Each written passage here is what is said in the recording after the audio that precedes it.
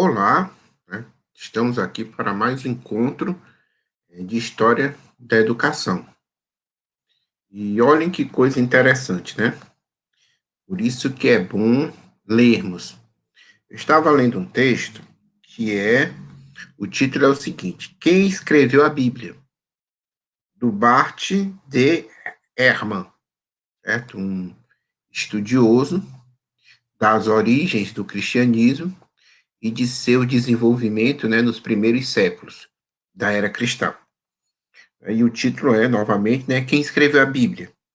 Porque os autores da Bíblia não são quem pensamos que são. O Bart de Ehrman ficou muito famoso com o seguinte livro também, né, dele. O que Jesus disse, o que Jesus não disse, certo? Mas ele aqui faz toda uma discussão sobre como foram escritos, né, os livros que entraram na Bíblia, né? A Bíblia é uma criação dos cristãos, realmente a unidade, né, do Velho com o Novo Testamento, e ele vai falar dos livros que são considerados sagrados, os que não entraram, né? Vai trabalhar no tema da falsificação, né? Dos textos, né? Como se escreviam textos e se atribuíam a determinados autores. Mas eu achei uma coisa interessantíssima para nós que estudamos a história da educação, que é a questão da alfabetização, né?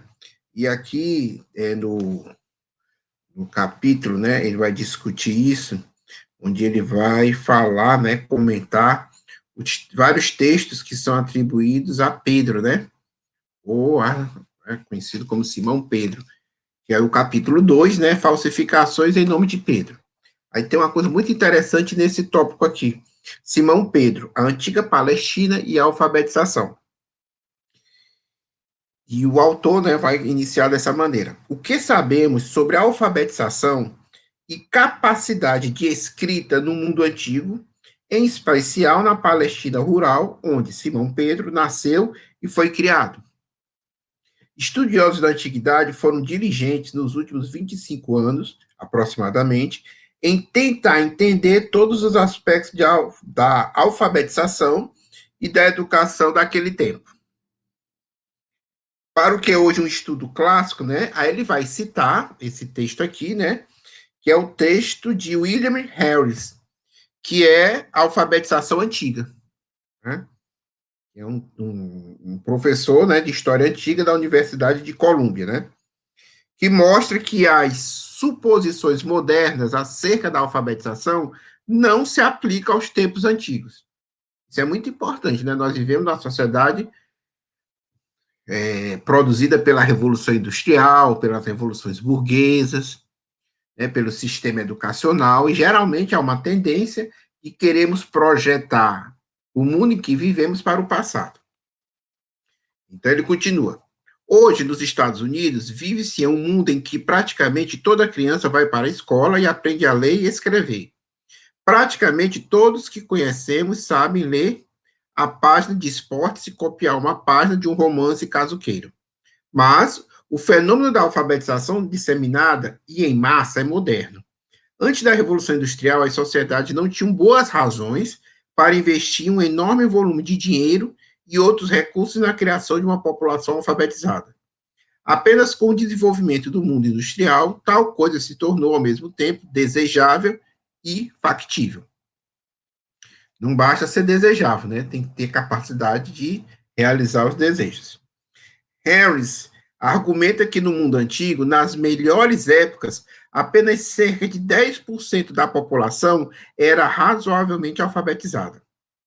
Por melhores épocas, ele quer dizer Atenas, um centro de conhecimento no auge de seu poder intelectual, durante os dias de Sócrates e Platão, séculos V e IV antes de Cristo.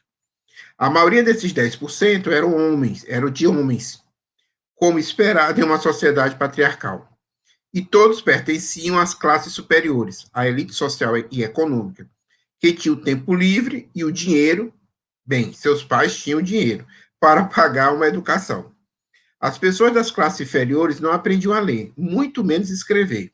E a imensa maioria das pessoas no mundo antigo era das classes inferiores. Para a surpresa de muitos, a classe média é outra invenção da Revolução Industrial. No mundo antigo, quase todos eram de classe alta ou baixa, ou muito baixa. As únicas exceções notáveis eram os escravos, por natureza uma classe muito baixa, mas que algumas vezes eram educados pelos seus senhores para que pudessem cumprir tarefas domésticas que exigissem alfabetização, como cuidar das finanças da casa, ajudar na correspondência ou ensinar as crianças, né? Então, na sociedade antiga, a gente está falando de Atenas aqui, então você tinha a elite, né, os proprietários, os senhores de escravos, você tinha aquela camada dos artesãos, dos camponeses, dos comerciantes, né, pequenos comerciantes, e você também, no final, tinha massa de escravos, com essas diferenciações. Quando digo que poucas pessoas sabiam ler, muito menos escrever, quero dizer algo muito significativo sobre o mundo antigo. Quando as pessoas das classes superiores eram educadas a ler e escrever, eram atividades ensinadas como duas habilidades diferentes. Olha, coisa importante, né? Hoje a gente só lê e escreve, né? E escreve e lê. Mas são habilidades sociais que foram desenvolvidas depois. Certo? Hoje aprendemos a ler e escrever ao mesmo tempo. E, naturalmente, supomos que, se a pessoa sabe ler, também pode escrever. Não necessariamente escrever um romance, mas pelo menos uma carta. Mas isso se deve ao modo como organizamos nosso sistema educacional. Né? Isto é, o sistema educacional é histórico, né? E corresponde às necessidades e à estrutura de dada sociedade, de dada formação social. Não há nada inerente a aprender a ler que necessariamente ensine a escrever. E aqui ele dá o exemplo pessoal dele. Sei disso muito bem. Posso ler grego, hebraico, francês, alemão e uma série de outros idiomas, mas não consigo redigir uma carta em nenhum deles. Aprendi a ler todos eles na faculdade para poder ler documentos antigos na língua original e trabalhos acadêmicos modernos nos idiomas europeus, mas nunca aprendi a escrever nesses idiomas. A maioria das pessoas no mundo antigo não sabia ler, e aqueles que sabiam ler, com frequência, não sabiam escrever. E, nesse caso, com escrever, quero dizer que a maioria das pessoas, mesmo podendo copiar palavras, não conseguia compor uma sentença, muito menos um tratado com boa argumentação. Ao contrário, as pessoas capazes de compor um ensaio sobre ética, uma discussão filosófica erudita, ou um tratado religioso intricado, eram pessoas muito educadas e muito excepcionais. E isso na melhor das hipóteses. De fato, muito poucas pessoas eram capazes dessas habilidades, em um idioma que não aquele com o qual foram criadas. Não estou dizendo que apenas 1% da população podia fazer tal coisa. Estou dizendo que muito menos que 1% da população podia fazer isso. Olha a restrição, né? Do conhecimento nessas estruturas sociais antigas. Algumas vezes acreditou-se que a Palestina era uma exceção, que nela todos os meninos judeus aprendiam a ler para poder estudar as escrituras hebraicas, e que, como sabiam ler, provavelmente podiam escrever. Mais ainda, costumava-se argumentar que na Palestina a maioria dos adultos era bilíngue, ou mesmo trilíngue, capaz de ler hebraico, falar o idioma local, o aramaico, e se comunicar bem no idioma do Império Ampliado, o grego. Contudo, recentes estudos sobre a alfabetização na Palestina mostraram que nenhuma dessas afirmativas é verdadeira. O estudo mais completo, mais extensamente pesquisado e mais amplamente influente sobre a alfabetização na Palestina, na época do Império Romano, é de Catherine Hesser, certo? Que é o texto Alfabetização Judaica da Palestina Romana, certo? Infelizmente, tanto esse texto como o anterior só tem em inglês, certo? A gente encontra aí na internet, certo? O primeiro que eu falei dá para baixar em PDF, consegui baixar esse agora, está aí nas livrarias com custo bem interessante, salgadinho. Aí ela vai dizer o seguinte, né, nessa obra aqui, repetindo, né? A alfabetização judaica na Palestina Romana.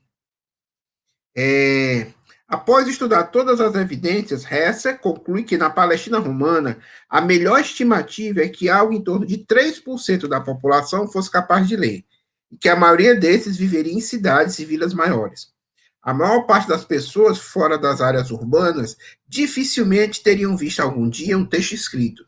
Algumas cidades menores e aldeias poderiam ter um índice de alfabetização em torno de 1%. Ademais, essas pessoas alfabetizadas eram quase sempre a elite das classes superiores, aqueles que aprendiam a ler, liam hebraico, não grego. Novamente, a capacidade de leitura estava associada à posição social. E ainda por cima, de novo, muito mais pessoas podiam ler em vez de escrever. As pessoas que sabiam escrever eram principalmente homens do sacerdócio. Durante todo o século I depois de Cristo, né, a época de Jesus e, no caso, Pedro ou Simão Pedro, temos certeza de apenas 2 autores na Palestina que produziram obras literárias, isto é, composições cultas que não documentos oficiais, transferência de terras ou certidões de casamento, etc. O historiador judeu Joséfo e um homem chamado Justo de Tiberíades. Ainda temos escritos de Joséfo, mas os de Justo não sobreviveram. Os 2 homens eram dos escalões superiores da sociedade, e ambos atipicamente bem educados. Não temos conhecimento de qualquer outro autor literário ao longo de todo o século. Certo? E quanto à educação em grego na terra em que Pedro nasceu e foi criado? Algumas vezes se imagina que, como a Galileia, a região norte do que hoje chamamos de Israel, foi eventualmente chamada de Galileia dos Gentios. Ela era repleta de gentios, na época de Jesus e Pedro.